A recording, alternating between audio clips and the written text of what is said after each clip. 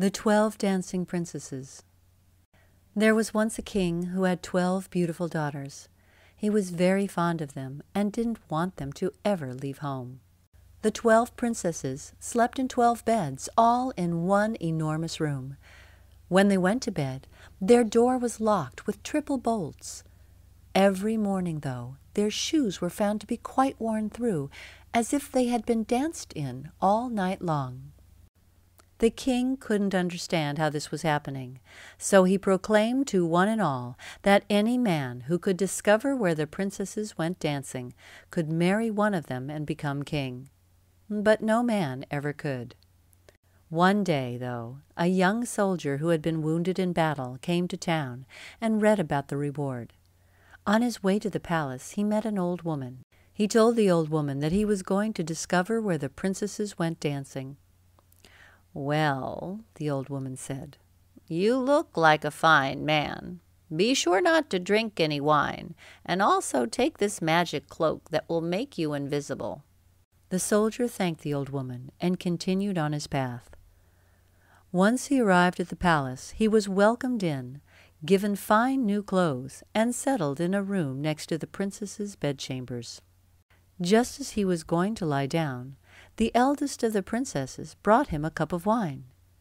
But secretly, the soldier threw it all away without the princess seeing him do it. Then the soldier lay down on his bed, and in a little while he began to snore very loudly, as if he were asleep. The 12 princesses laughed, thinking he had taken the sleeping potion mixed in the wine. They then took out all their fine clothes and dressed themselves at the mirror as if they were eager to begin dancing. The soldier continued to pretend to be fast asleep, but all the time he was watching from his bed. He saw the eldest princess tap her bed, and a secret passageway appeared. There was a staircase under the bedroom floor. The soldier watched the princesses disappear one by one. Then he leaped out of bed and put on the magic cloak so that he could follow them without being seen. In his haste, the soldier trod on the dress of the youngest princess, who was the last to descend the staircase. "Someone stepped on my dress," she complained. "Nonsense," the sisters replied. "There's nobody there."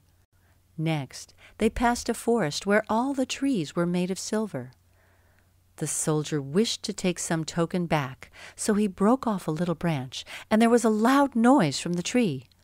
The youngest princess asked, "Surely you heard that noise?" But no other princess did. They came to another forest, where the trees were of gold, and then on to where the trees were made of diamonds. And the soldier broke a branch from each, and every time there was a noise, the youngest princess would tremble with fear and cry out. But the older one still said it was only her imagination. On the other side of the diamond forest was a blue lake, and at the side of the lake there floated 12 little boats with 12 handsome princes in them, who seemed to be waiting there for the princesses. So the soldier quickly got into the boat, carrying the youngest princess. When the princesses reached the beautiful castle on the other side of the lake, they danced the night away with their princes. At the end of the night, the princes rowed the princesses back across the lake, with the soldier still in the youngest princess's boat.